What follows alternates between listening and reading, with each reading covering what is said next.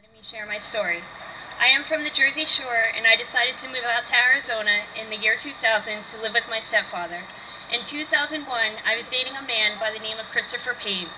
November 15, 2001, we had a bouncing baby boy named Tyler.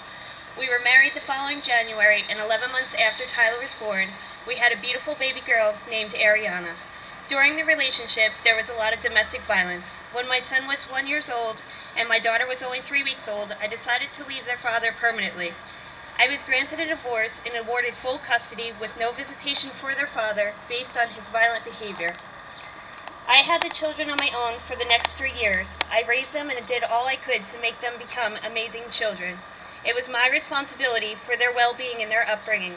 Life was good for Tyler, Ariana, and I. We spent all of our time together. They had a bond that was inseparable. As inseparable as they were, they also had differences when it came to eating. He was a stubborn eater, but she always liked to eat. He liked to cook. She loved playing with her dolls, and he loved his Spider-Man and Scooby-Doo toys. They were fun, loving, happy children. I didn't hear from their father for 3 years until he called around Christmas time in 2005. He told me that he had a new baby boy with his girlfriend Raina, and that he was working, and that he wanted to see Ariana and Tyler and for them to meet their new brother. He asked if he can have the children over a weekend to spend time with them. I reluctantly agreed, but I wanted my children to know their father and to meet their brother. The first weekend went well, so on January 20th, 2006, I dropped them off for another weekend visit. That was the last time that I would see my children alive.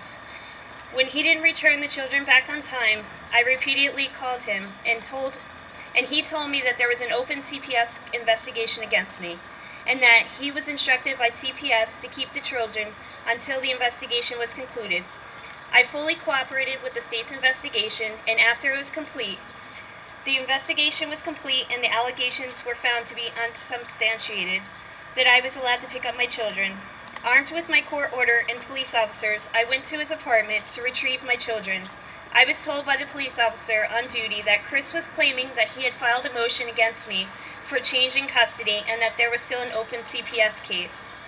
I called CPS and was told to leave the children with their father. I continually tried to call and do all I could to get my children. CPS would not let me go near the children, despite my court order to have them. My mother was the last one to talk to the children on the phone, and the children said that they were hurt. Myself and my mother continually tried to call, but he never answered his phone. I felt helpless in my quest to try to get my children back. Even though I had a signed court order and sought every legal means necessary to get my children back, the state still left them in their father's care, and left me without any word. Months passed without any word from them, and with nobody contacting me. My children were completely under my ex-husband's control. In February of 2007, more than 1 year after I last saw Tyler and Ariana, I heard of a news story about a little girl being found in a self-storage locker in a plastic bin. I felt in my heart that this was my daughter because I couldn't get in touch with my ex-husband. That is when a detective came to me and told me that they had found my daughter Ariana, but they did not know where Tyler was. They searched the storage unit, and they also searched the landfill to find Tyler's body, but he was never found. Chris and his girlfriend locked my children in the closet for 2 months. They didn't feed them and barely gave them water. Tyler had a big gash on his head, and it was left untreated. He and his girlfriend and their new son lived their lives without caring about my children being locked in the closet. They would go out with their friends and have their friends over. The children stayed quiet in the closet for fear that they would be beaten if they were to make a noise. He then checked on the children one day and found out that Ariana had died of starvation.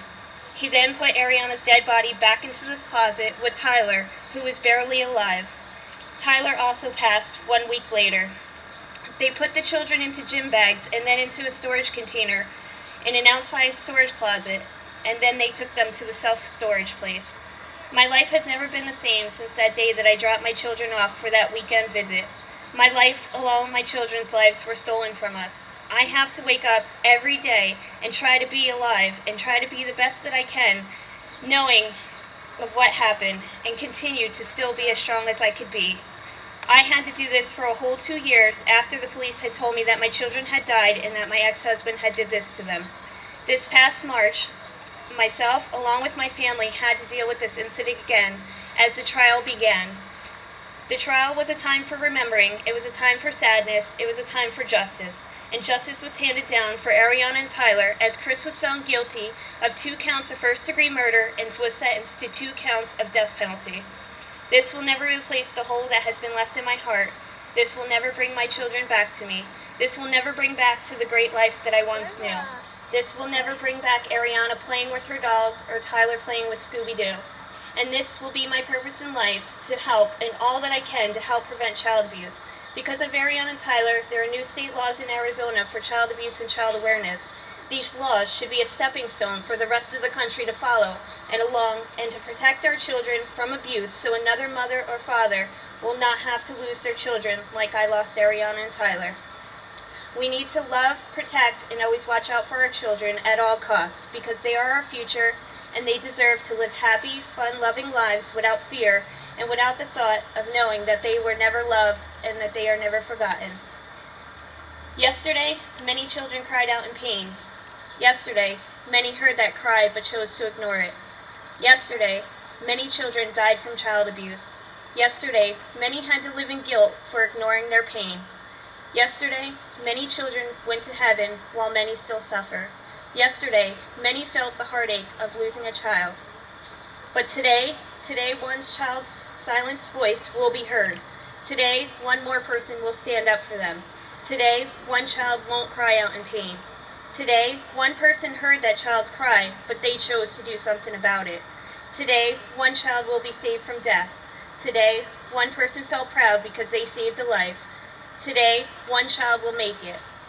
Today, one person will do their part. What is the difference between yesterday and today? It's one person making a change. One person standing up for a child. One compared to many might not be big to you and me, but to that one child, that one person that made the difference could be life or death for them. If you believe in it, stand up for it. The most promising truth of all. Yesterday, many spoke of change. Today, one will do something about it. Many will speak of change, but there are few who will do something about it.